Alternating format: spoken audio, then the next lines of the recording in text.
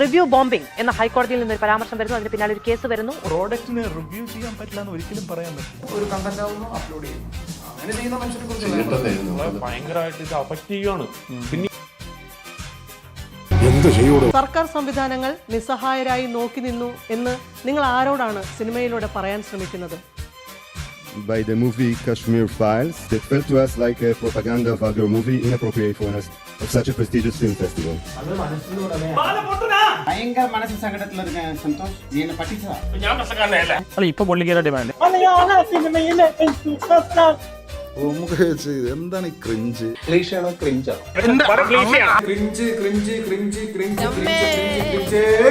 ഈ ചൂടുകാണ്ടിന്റെ തലയിൽ കുറച്ച് മുടി കുറവാണെന്നേ ഉള്ളൂ, ബുദ്ധിയുണ്ട്. നല്ല വെളുത്ത പഞ്ചസാരയെന്ന് വിളിക്കല, എന്നെ കറുത്ത ശർക്കരയെന്ന് വിളിക്കും. പൊളിറ്റിക്കൽ കറക്റ്റ്നെസ് എന്ന് പറയുന്നത് എന്താ?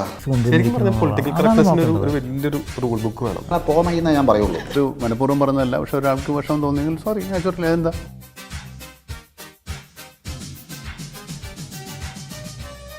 And the Oscar goes to...